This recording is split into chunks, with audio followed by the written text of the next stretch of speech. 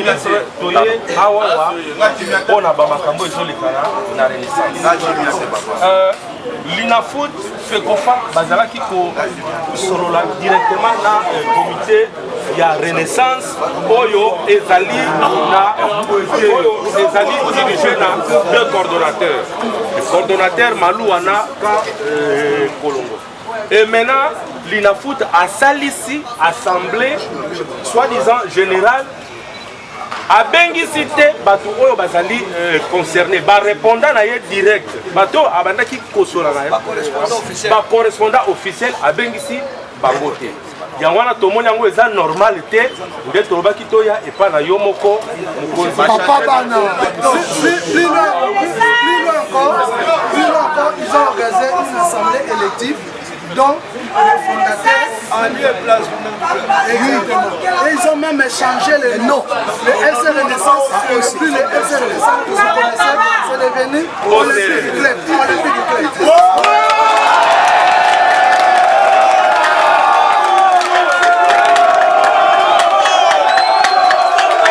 Nous sommes devant Amen. Quand ils ont besoin de Kimia. C'est très bien. Merci, n'est-ce pas? Restez calme. Moi, c'est le week-end. Je m'occupe. Je pense que dès l'invité, je vais prendre des responsabilités.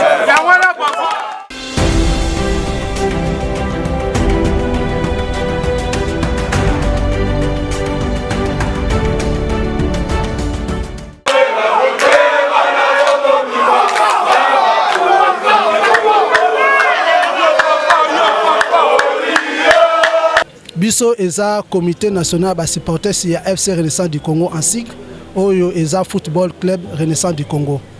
Toza batu oyo toto sakamibeko ya mboka. Toza batu oyo tolingaka mobulute. Par rapport ya mikakatono otokuta nango na l'INAFOOT tolingaki kosala mobulute po mokonza mboka alingi mobulute. Esenga na biso toleka na bavoi moko légal. Raison pour laquelle tosalaki memo pour nakoya ko déposer et pas ya secrétaire au sport na son excellence Papa Nabiso Kabulo. Malheureusement, le secrétaire général est absent, mais Dieu merci, tokutani en présence à live na son excellence Papa Nabiso Kabulo oyo aza chargé na makambo ya ndembo. Et avec espoir na memo auto déposer leye Renaissance a rozonga na ba droit na ye. Na makambo nyonso président Marli alobi po bandeko misusu baza na ndako bakoki koyeba makambo yango eza nini te, mais na ko résumer yango na mukuse. C'est-à-dire quoi? Renaissance aza na bakambi na yango oyo bazali les deux coordonnateurs. Maintenant l'INAFOOT a salisi assemblée na ye sans ba coordonnateur wana, sans même nani PCA na biso. Maintenant toyebi te asalisaki assemblée yango na banani, parce que batu oyo baza ko engagé Renaissance eza deux coordonnateurs actuellement. Ezali cordon Billy Maloua na cordon Médard. Alors na bosoto nyonso wana nde tolobai ke non, nous sommes des légalistes. Biso tokokolinga mboka ezwa nungu te po batu ya l'INAFOOT bazolinga ba pousser batu kaka na niveau wana. Mais tokokoma na biso pe wana te parce que toza ba légaliste. Yango wana toyaki awawa na ministère ko déposer makambo na biso en toute légalité, en toute simplicité, sportivité. Na sepeli makasi po ministre na biso ayoki bana ya Renaissance. Il nous a compris. Toyaki na kolela. Ayebisi biso a confirmé biso que jamais Renaissance et koki jamais ko bunga na Kinshasa. Toboyi makambo ya OC Olympique Club. Pour le moment ba supporter nyonso toza na esengo makasi. Toche maintenant banguna na biso mir. Nana kosaka na lisusu na biso Renaissance ezongi déjà na droit na yango.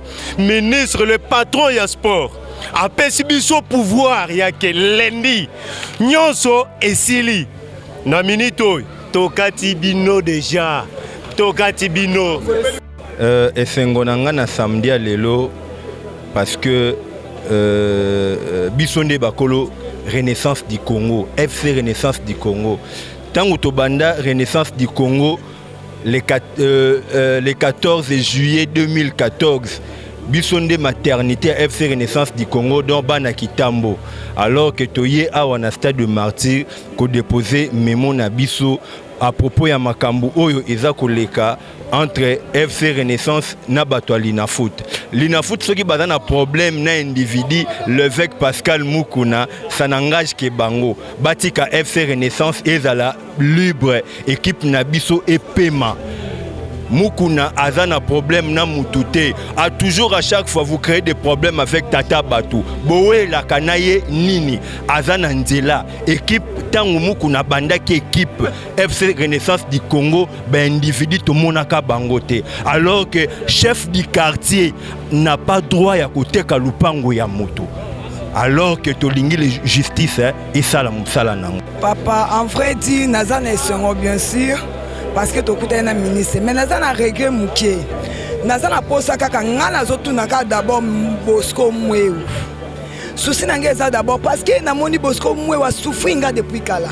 Papa kokata biso ba poenga na lala banzala likola Bosco Mouéou. Na yeba kate Bosco Mouéou aluka kanine. Est-ce que yé vraiment lolenge oya traité makambu ya Renaissance? Eza lolenge penza mukondi penza okoyeko traité loko. En tout cas soka ça na problème na effet, ça problème na individu. Aluka yeba kuta na banzela mais pour na Renaissance en tout cas Bosco Mouéou atike équipe na biso kimia. Yango nga nazo senga Dini Pape ezalaka pe msusu Fati Beto. Tango papa va kenda lobaka d'abord le peuple. Naza congolaise makila, naza étranger oté. Donc naza penza congolaise. Eta ke naza mama ya Renaissance. O ya club na souci nango nazoyoka. Fati Beto soka yoki eloko. Alandela no makambo. Po Bosco mo aza na mission na ye alingi ya kokisa yango. Ngana ko permettre te ke OC e ko mettre la matricule na ni papa na ngai. OC soka akita ta parte soka linga sa le club po. Toza na RDC. Toza na biso na souci que muto to ko pesa muto te ka sa l'équipe na ye. Soka linga sa l'équipe na ye, a sa l'équipe na ye a kozo ba supporters na ye. Mais ke na ide na ye na Bosco Mouéou. Oyo ba sali ke ba bo ma Renaissance ba zo matricule ya Renaissance ba pesa OC. Papa ngana lobi yango soka ezaka na martyr. Na osala mutali boso ya kokufa yo kata nga kingo na kata martyr. En tout cas merci sengo nangiza la mukola lelo ete biso équipe auto bundi nango biso te tsala jamais kozala olympique biso yango sinamso FC Renaissance du Congo. Auto bunda nango, auto lale nango banzaleza toujours oyo. Ndenge za boyo. En tout cas là on senga ba konzali na foot. Bozala quand même honnête. Bobundisa, c'est bobundisa mukuna trois bozala banzemno. Équipe o batiyon so baebi, eza Renaissance du Congo. Olympique wala soka sa l'équipe ne mutaro peki sa zate. Max Mayaka salaka orange, abetaki champion ne mutakanga ki azate, mutamena sa ki azate. Ba sa l'équipe na bango, ba banda ne Renaissance to banda ki ne pefkini. Babanda wana ba ya so ba ya lina futo kutana bango toko kutana mais ba tike la biso place la biso ya FC Renaissance du Congo o to betaka to ça déjà ba ne belé la katali da foot o ba tika biso kimia ya on toke papa ministre awa ayambi biso apesi biso espoir ya équipe moko FC Renaissance du Congo. Renaissance du Congo e bete la matricule nango e beta toujours championnat nango e betaka yango na pesi merci mingi na ba autorité nyonso mboka. Bon ngana olobaka boy. Regret ya makasi eza équipe oyo et révolutionnaire bali na Congo. Équipe à monene le roi FC Renaissance du Congo. Merci au bagope sa biso lelo na bala Congo et koza la OT ya boma Renaissance. To bandaka Renaissance to se sentara les na DSMP to lukaka ko place à DSMPT. To yaka to somba place na biso to bandi na pasi na PFK ni tile automatique. Il y a de notables à Renaissance. Oyo pe bazala des fois satisfait ba Bruno Tiamina banani mutu moko ta meka ko sala loko kinde mbazo sala. Il y a kozwa place ya FC Renaissance du Congo. Ko sala l'équipe ezama bete azamuta libosote. Ba Bruno Tiamina basala ba FC Bruno, ba Zefirenia nga basala ba Atletico Fibo to contrôle combat pépinière na biso. To zala mutema mabe na bangote. Soki pe lelo ba mayaka basala ba Orange. Soki pe lelo basali OC Fibo. Ba ozala roi pépinière na biso ba banda na seba mata to zala binemi na bangote. Mais ya kozwa place. O biso to monela passe to bandi passe na EPF kinti lelo. Bazwa place ya FC Renaissance du Congo. Puis Renaissance to kende wapi. Poto bandela zéro alors et aussi on to sengi na ba autorité toluka kimia na mboka po eloko soki bagerango bien te ekoriske eluka baincident. Alors na ndenga kimia bayebi biso renaissance toza na biso bandeka mayele toza na biso bato ya kimia oyo tu bareprocha biso bayoka yango su te bagere eloko ndenge esengeli toza na posa ya réponse à l'immédiat parce que championnat ezobanda. Championnat ezobanda le 24 biso photo si olie toza la préoccupé na construction équipe oh ce que to komito kende gauche droite alors basi salikamo biso to préparer saison biso to na posa renaissance saison na niveau to bandela ka donc tozo zong sa renaissance ndenge to bandara tozo zong sa bilenga bala Congo. OK nazana esengo mingi parce que bango na renaissance bazaki na posa renaissance ekufa mais renaissance ekufa te dalingi na tuna batu moko so baza ba vrai rené kindembi auta wapi za mutuna liboso na tuni nano bango rené nyonso bisika za aya awa vrai rené yangoyo